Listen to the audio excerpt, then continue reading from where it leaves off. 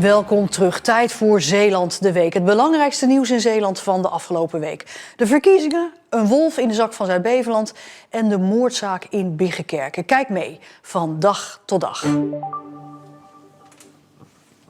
Dag meneer, wat heeft u gestemd? Dat zou je wel willen weten. Ja. Ga je niet zeggen? Nee. Zeg, beïnvloedt de toestand in de Oekraïne nou uw stemgedrag nog? Nee, dat niet. Het heeft geen invloed gehad erop, omdat het gaat hier om gemeentelijke verkiezingen. En dat is toch iets anders, vind ik, dan de landelijke politiek. Sinds 7:30 maandagochtend kon je stemmen voor de gemeenteraadsverkiezingen. Zoals hier in de Zeeuwse Bibliotheek in Middelburg. De commissaris van de Koning Han Polman legt nog even uit waarom iedereen moest gaan stemmen. Het is zo belangrijk om te weten dat je kunt stemmen op mensen die invloed hebben op wat in je omgeving gebeurt, je gemeente, hoe je wil leven met elkaar. De ontwikkelingen in Europa laten wel zien dat we zo mogen koesteren dat wij zelf kunnen bepalen op wie we stemmen. Stemmen kon maandag, dinsdag en woensdag. En een volmacht. Ja. Moet ik het mooie potlood meenemen? Maandag en dinsdag was een deel van de stembureaus open, maar woensdag kon je bij alle bureaus terecht. 6 familieleden van de vermoorde Henk Sijshouw uit Biggenkerken hoorden maandag in de rechtbank dat ook zij het doelwit waren van de verdachte, de schoonzoon van Sijshouw. Die kwam verhaal halen nadat zijn huwelijk met de dochter van Sijshouw was stuk gelopen. Het Openbaar Ministerie eiste maandag geen celstraf, maar alleen TBS met dwangverpleging. Het is omdat de deskundigen, waar we van uitgaan, omdat die daar een uitgebreid rapport over hebben geschreven, uitgaan van volledige ontoerekeningsvatbaarheid. Wat dus wil zeggen dat verdachte niet strafbaar kan worden geacht omdat hij niet verantwoordelijk is voor wat hij deed. Vorig jaar werd hij nog groots geopend, maar nu is hij alweer failliet. De Piepschuim Recyclingfabriek in Terneuzen. Het was de eerste in zijn soort ter wereld, maar de fabriek kreeg in de opstartfase te maken met een aantal onverwachte zaken, zoals stijgende energieprijzen en natuurlijk de gevolgen van corona. Onder meer de provincie Zeeland had subsidie in de piepschuimfabriek gestoken. De 53-jarige man die vorig weekend zwaar gewond raakte na een explosie in Middelburg is overleden. Dat heeft de winkel bekendgemaakt waar de man eigenaar van was. De man was achter zijn winkel aan het klussen toen de vonken van zijn slijptol een explosie veroorzaakten. Het slachtoffer werd met de traumahelikopter naar het ziekenhuis in Rotterdam gebracht, waar hij aan zijn verwondingen overleed. Jeugdzorgmedewerkers protesteerden dinsdag in Den Haag massaal tegen de torenhoge werkdruk, ellenlange wachtlijsten en ook het uitblijven van een fatsoenlijke CAO. Ook hulpverleners van de Zeeuwse jeugdzorgorganisatie Juvent gingen naar het Malieveld. Net als hun collega's in het land legden zij hun werk voor 24 uur neer. Want er moet echt wat veranderen, vinden ze. Door de bezuinigingen en de toegenomen regelgeving is het helpen van jongeren heel lastig geworden. Ja, heel frustrerend. Ik heb letterlijk dat je met gezinnen aan de tafel zit en ja, met hun eigenlijk tussen slecht, slechter en slechts moet kiezen. Om dan maar voor slecht te gaan, omdat goed, beter, best niet meer in het keuzepakket zit. Dat gun je niemand. Sinds eind jaren 80 is hij als journalist en uitgever actief in Rusland. Maar Derk Sauer heeft dat land nu verlaten. De mediaondernemer kan zijn werk daar niet meer doen en probeert nu zijn 20 journalisten ook naar Nederland te halen. En dat doet Sauer vanuit Domburg, waar hij woont. In dit hele verhaal is mijn rol natuurlijk totaal niet van belang. Het gaat niet om mij en ik heb niks te klagen. Ik speel in deze volstrekt ondergeschikte rol. Derk Sauer laat geen mogelijkheid onbenut om te onderstrepen dat medelijden met hem niet op zijn plaats is. Maar de oorlog in Oekraïne heeft wel degelijk grote gevolgen voor hem. Hij is druk bezig om het personeel van zijn krant, de Moscow Times, naar Nederland te halen, omdat het in Rusland niet meer veilig is voor journalisten. En hij ziet het land waar hij al tientallen jaren woont in elkaar storten. Ja, daar houden we van, 32 jaar. Al onze vrienden, onze kinderen zijn er groot geworden. We hebben daar prachtige jaren gekend, we hebben een schitterend bedrijf opgebouwd. Ja, dat je dat allemaal ineens achter moet laten. En dat ook dat land tot zulke verschrikkelijke dingen in staat is. Door de situatie in Rusland zit de 69-jarige Sauer nu in zijn huis in Domburg. Echt tijd om te genieten is er uiteraard niet, maar zijn band met Zeeland is sterk. En die van zijn familie gaat eeuwen terug. 1700 zoveel, toen de Sauers naar Tolen verkasten. Dus het is een lange band. En ook van mijn moeders kant, Tazelaar, het zijn ook Zeeuwen van huis uit. Dus ik heb lange, diepe Zeeuwse roots. Ik ben zelf geboren in Amsterdam. Maar mijn ouders hadden een vakantiehuis in Gapingen. En daar kwamen we elke zomer. Dus ik ben als kind, sinds kinds af kom ik hier. Kijk, het is natuurlijk een totale omgekeerde van Moskou. Moskou groot, druk, vaak ook moeilijk. En dan is Zeeland natuurlijk rustig, voorspelbaar, gezellig. Groot contrast. Een enorm contrast. Toch blijft Moskou voor Sauer zijn thuis. Hij zet zich met zijn familie in, onder meer door Oekraïense vluchtelingen op te vangen in Nederland. En vraagt zich af of hij ooit nog terug zou kunnen naar zijn geliefde Rusland. Geschiedenis die ineens is afgebroken. Hè? En er staat in ons huis in Rusland staat vol met onze spullen en onze dagboeken en fotoalbums en schilderijen en alle dingen die ons lief zijn. En ja, wat daar ooit mee gaat gebeuren, geen idee. Voorlopig zal Domburg de uitvalsbasis blijven voor Sauer. Een gedwongen verblijf, maar wel op een prachtige plek. Woensdag was de laatste dag dat er kon worden gestemd voor de gemeenteraadsverkiezingen. Overduidelijk kwamen die dag de meeste mensen stemmen. Nou, best wel druk. We hebben al ruim 100 mensen gehad. En er staan een stuk of 5 mensen ook te wachten om te mogen stemmen. Dus het loopt op en af, moet ik zeggen. Ik hoop dat degene waarop ik op gestemd heb, dat die het gaan winnen. Maar ik ga niet zeggen waarop ik heb gestemd. Dat is jammer, hè? U had het zo ingevuld, hè? Ja, dat had ik van tevoren in mijn hoofd, dus... Gaat u ook vertellen aan mij op wat u heeft gestemd of op wie? Nee.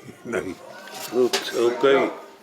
Nee, bij deze tafel zijn het er, even kijken, 67 kiezers en 10 volmachten. Deze tafel die gaat aanzienlijk harder, want die zien de mensen staan. Hier zijn al 230 kiezers geweest en 24 volmachten. De opkomst is goed, het loopt aardig door, dus wij zijn heel tevreden.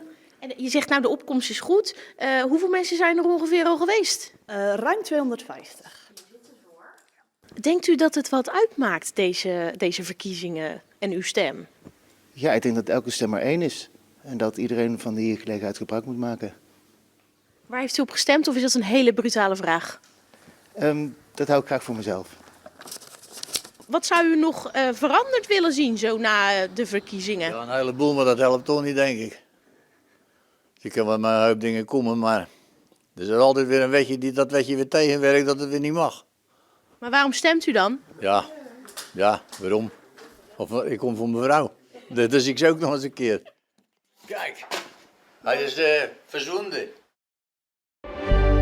Tegen de man die een dodelijk ongeluk veroorzaakte in de Westerschelde-tunnel is een rijverbod van 1 jaar en een werkstraf van 240 uur geëist. In juni 2020 stond een 56-jarige vrouw uit Sluiskil vrijwel stil in de tunnel met haar alarmlichten aan. De verdachte remde te laat, week plotseling uit en raakte daarbij een auto die op de autowier van de vrouw knalde. Het vermoeden is dat de vrouw onwel raakte in de auto en daardoor stil kwam te staan. Ze overleed aan de verwondingen van het ongeluk, blijkt uit onderzoek. De verdachte, een 29-jarige Poolse man uit Zelzaten, zegt dat hij er alles aan heeft gedaan om het ongeluk te voorkomen. Over 2 weken doet de rechtbank uitspraak. Lamb Weston Meijer in Kruiningen heeft de bouw van een nieuwe frietfabriek in Rusland toch stilgelegd.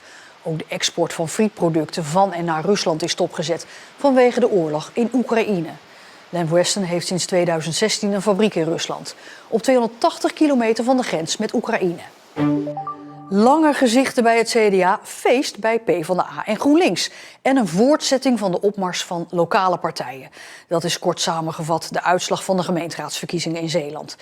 Geen aardverschuivingen, maar hier en daar toch kans op een ander bestuur dan de afgelopen 4 jaar.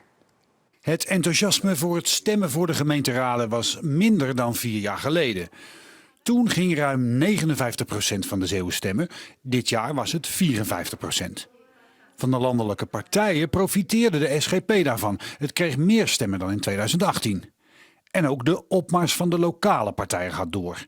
In heel Zeeuws-Vlaanderen zijn die daar de grootste geworden. En ook op Schouwen, Noord-Beveland en in Vlissingen en Borselen werd een lokale partij de grootste.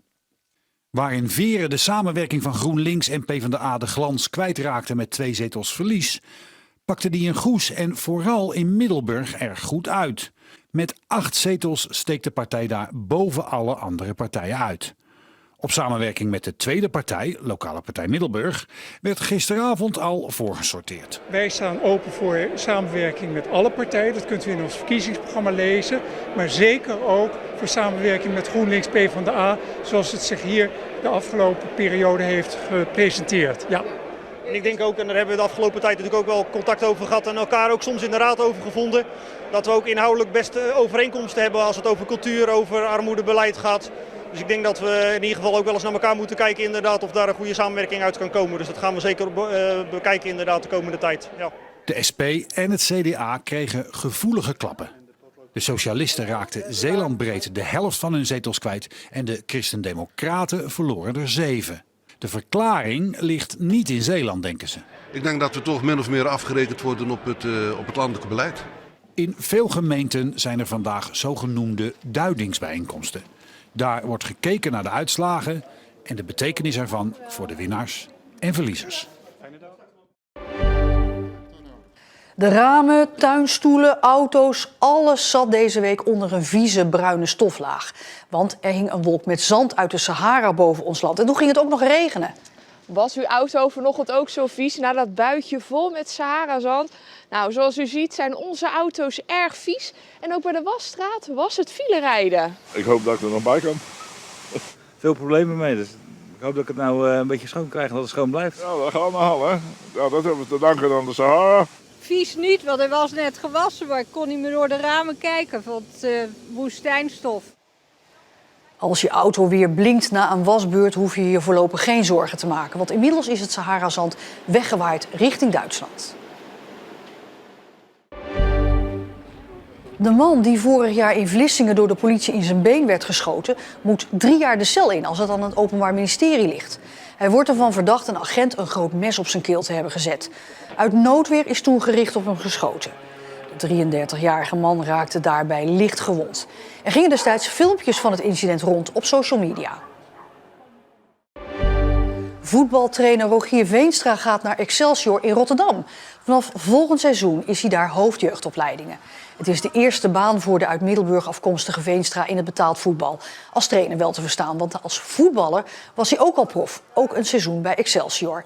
Eerder trainde Veenstra Zeelandia Middelburg en Goes en momenteel ASWH, die in de tweede divisie speelt. Veenstra noemt het een supermooie uitdaging. Nog dit jaar voert de douane cameratoezicht in op elke vierkante meter van het haventerrein in Vlissingen. En ook zullen drones worden ingezet.